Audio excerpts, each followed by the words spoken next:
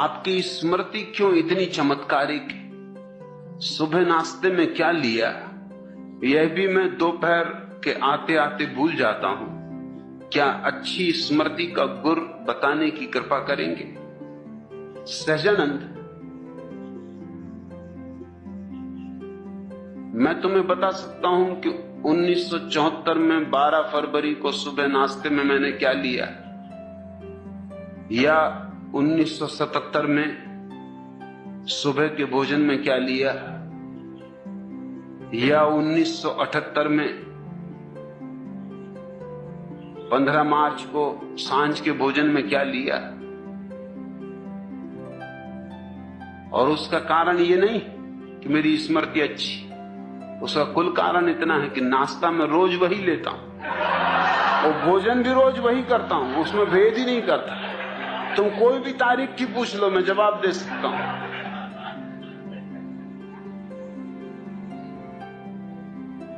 उसमें भूल चूक का उपाय ही नहीं।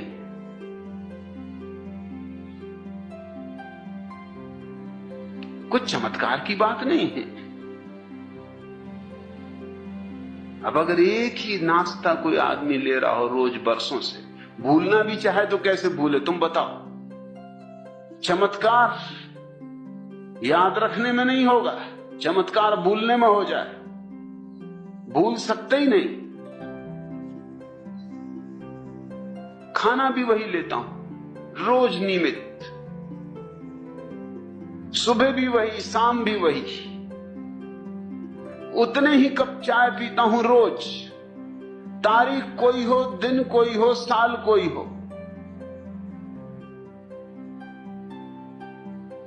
स्वस्थ हों कि बीमार, कोई फर्क नहीं करता।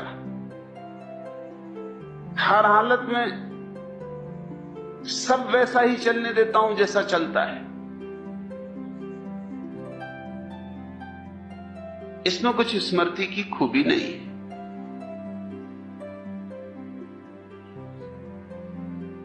दूसरी बात, जो भी मैं तुमसे कहता हूं वो मेरा अनुभव है, स्मृति नहीं, इसलिए उसमें भी भूल चूक का कोई कारण नहीं। तुम मुझे आधी रात उठा के पूछ लोगे तो भी यही कहूंगा, क्योंकि मेरा अनुभव है। हां, अगर तुम्हारा अपना अनुभव नहीं है तो गड़बड़ खड़ी हो जाती। स्मृति पर निर्भर रहने का मतलब यह होता है कि तुम दूसरों के अनुभव पर निर्भर रह रहे हो। गीता में क्या लिखा है,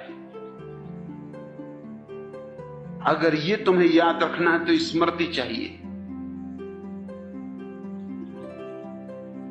कुरान में क्या लिखा है, अगर ये तुम्हें याद रखना है तो स्मृति चाहिए।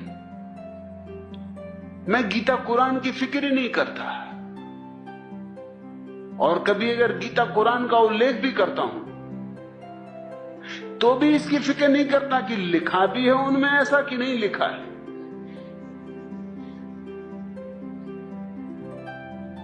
मैं नागपुर में था और मैंने एक बुद्ध के जीवन की कहानी कही कि बुद्ध एक रास्ते से गुजर रहे, वो उनके बुद्धत्व के उपलब्धि के पहले की घटना है। वो अपने एक शिष्य से बात कर रहे हैं, एक मक्खी उनके मुंह पे आके बैठ गई। बात जारी रखी उन्होंने, और जैसा कि आमतौर से हम करते, मक्खी को यंत्रवत हाथ से उड़ा दिया। फिर ठिठक के खड़े हो गए। तत्क्षण याद आया कि मक्खी को होशपूर्वक नहीं उड़ाया, और वही उनकी साधना थी। वही साधना में वो लगे थे कि प्रत्येक कृत्य होशपूर्वक करना, यंत्रवत नहीं।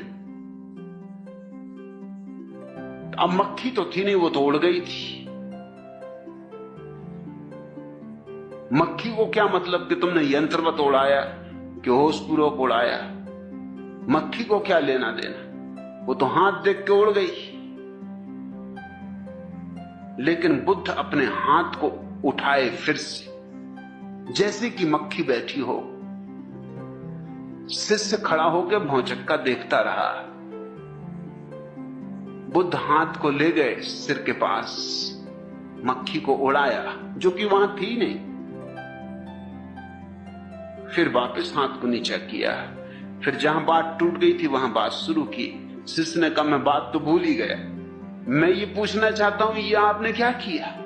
मक्खी तो कब की उड़ चुकी, आप पहले उड़ा चुके, अब क्या उड़ा रहे थे? बुद्ध ने कहा अब मैं इस तरह उड़ा रहा था जैसे कि मुझे पहले उड़ाना चाहिए था।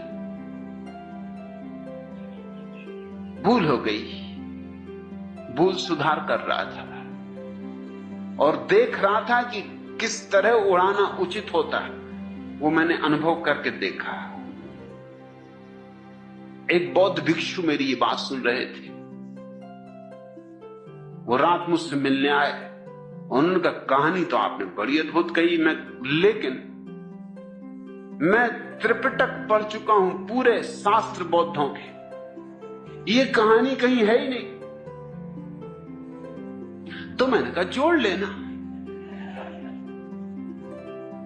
छूट गई होगी, लिखने वाले भूल गए होंगे।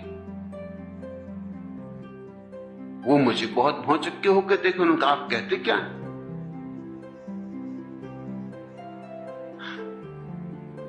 2500 साल बाद आप कैसे सुधार कर सकते हैं शास्त्र? मैंने कहा मुझे शास्त्र से कुछ लेना देना नहीं, मैं बुद्धत्व का स्वाद जानता हूं।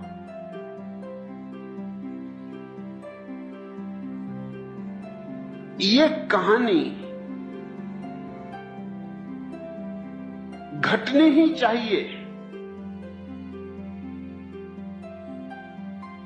बुद्धत्व की साधना में जो लगा है उसके जीवन में ऐसी घटे वैसी घटे, कोई और ढंग से घटे, मगर ये घटना घटनी ही चाहिए। कई तरह घट सकती। उन्होंने कहा बात तो बिल्कुल जमी, बात समझ में भी आई कि बुद्ध की सारी साधना ही जागरूकता की है। तो मैंने कहा कि बस बात जमने की बात है, बात समझने की बात है। बुद्ध की अंतरधारा के विपरीत तो नहीं है बात। उन्होंने कहा नहीं, अंतरधारा के विपरीत नहीं, अंतरधारा के बिल्कुल अनुकूल है। तो फिर मैंने कहा कि मेरा अंतरधारा से लेना देना है, शास्त्रों से मुझे क्या पड़ी? हो शास्त्र में तो ठीक, ना हो शास्त्र में तो ठीक। मैं कोई शास्त्रज्ञ नहीं हूं और न मुझे शास्त्रज्ञ होने में कोई रस है। इसलिए मैं जो उदाहरण देता हूं, तुम ये मत सोचना कि ठीक वैसा उदाहरण तुम्हें मिल ही जाएगा। मिल भी सकता है, ना भी मिले, मगर सुनने वाले को निश्चित ही लगेगा कि मैं इतने बलपूर्वक कहता हूं कि होना ही चाहिए। बल का कारण यह नहीं है कि शास्त्र में है ही, बल का कारण यह है कि मैं अपने अनुभव से जानता हूं कि ऐसा ही सत्य है। शास्त्र में हो तो ना हो तो, सारे शास्त्र भी नष्ट हो जाएं तो भी जो मैं कह रहा हूं वो सत्य है। सारे शास्त्र विपरीत हो तो भी जो मैं कह रहा हूं वो सत्य है, और सारे शास्त्र पक्ष में हो तो भी जो मैं कह रहा हूं वो सत्य है। ये स्मृति का सवाल नहीं है, ये मेरे बोध का सवाल है। और तुम मुझसे स्मृति का गुर मत पूछो,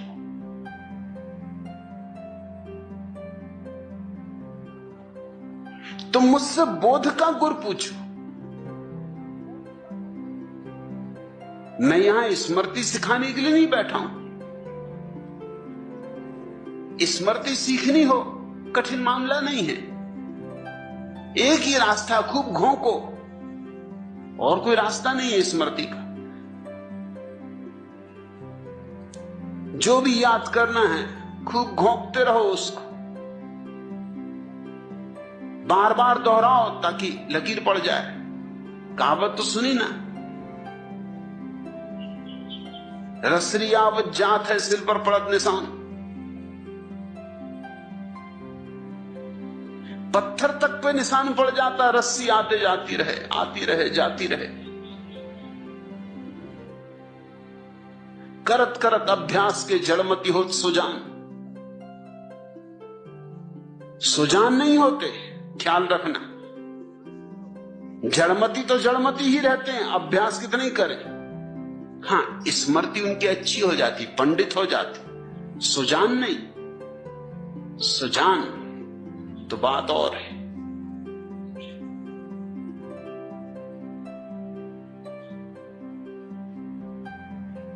और जड़मती भी, अगर कोई पक्की जड़मती हो तो ये कहावत भी उन पर लागू नहीं होगी। रस्सी आती रहे जाती रहे, घिस जाएगी, रस्सी टूट जाएगी, उनके सिल पे निशान वगैरह नहीं पड़ेगा। अगर सिल ही मजबूत हो तो क्या करेगी रस्सी। सहजानंद, अगर किसी चीज को याद करना है तो दोहराओ, दोहराते रहो। इसी तरह तो पाठ कर रहे हैं लोग बैठे रोज सुबह गीता का, कुरान का, दोहराते रहते हैं, दोहराते रहते हैं, दोहराते रहते हैं। तोते को भी तुम रोज रोज कहो कि कहते रहो मिट्ठू राम राम राम राम, तोता भी घबरा जाता है सुन सुन के कि राम राम राम राम, वो भी कहने लगता है कि राम राम राम राम। तोतों तक में स्मृति आ जाती, मगर कोई सुजान नहीं हो जाता तोता। मुझसे तो तुम पूछो बोध का गुर, बुद्धत्व का राज। इसलिए मुझसे पंडित नाराज, क्योंकि उनको अड़चन होती, उनको हैरानी होती। वो शास्त्र की बंधी हुई लकीरों से जीते। मैं कबीर पर बोला तो कबीर पंथियों के जो प्रधान हैं उनका पत्र आया, लंबा पत्र आया कि और तो आपने सब अच्छा कहा, लेकिन एक जगह आपने कबीर की इस तरह व्याख्या की जो शास्त्रीय नहीं। तो मैंने उनको लिखवा दिया कि वो शास्त्रों का दुर्भाग्य, उसमें मैं क्या कर सकता हूं। मुझे जो कहना है वही कहूंगा। शास्त्र का समर्थन मुझे मिलना चाहिए, इसकी न तो अपेक्षा है न जरूरत है न प्रयोजन है। मैं जो भी बोल रहा हूं उसका प्रमाण मैं हूं, उसका प्रमाण कहीं और नहीं। इसलिए मैं सारी बातों को बलपूर्वक बोल सकता हूं। ऐसा बल स्मृति का नहीं होता, ऐसा बल स्मृति में हो ही नहीं सकता, और भूलने का कोई सवाल ही नहीं उठता। अपना अनुभव है, भूलूं भी तो कैसे भूलूं। जो जाना है सो जाना है। इधर से पूछो, उधर से पूछो, हजार ढंग से पूछो, मैं वही कहूंगा जो मुझे कहना है। कई लोगों ने मुझे खबरें की कि आप भी गजब है, कबीर पे बोलते हैं तो ऐसा लगता है कबीर ठीक, और मीरा पे बोलते हैं तो ऐसा लगता है मीरा ठीक, और रैदास पे बोलते हैं तो ऐसा लगता है रैदास ठीक, और फरीद पे बोलते हैं तो ऐसा लगता है फरीद ठीक, और नानक पे बोलते हैं तो लगता है नानक ठीक। मैं उनको कहना चाहता हूं कि मुझे उनके ठीक को गलत होने से कुछ लेना नहीं, मुझे तो जो ठीक है वही बोलना है। वो तो बोतलें हैं, शराब मैं अपनी भरता हूं। अब बोतलों से शराब में क्या फर्क पड़ता है। नानक की बोतल कि कबीर की बोतल, गगरी किसी की भी, अनुभव तो मैं अपना डालता हूं। इसलिए पंडित नाराज होते। कबीर पंथियों का जो पंडित है वो नाराज होगा। जो लोग अनुभव की दिशा में चल रहे हैं वो तो कबीर के संबंध में मैंने जो कहा है उससे आह्लादित हो जाएंगे, मगर कबीर को पांडित्य की तरह पकड़ने वाला आदमी नाराज हो जाएगा। अब कबीर जैसे आदमी को भी तुम पंडिताऊ ढंग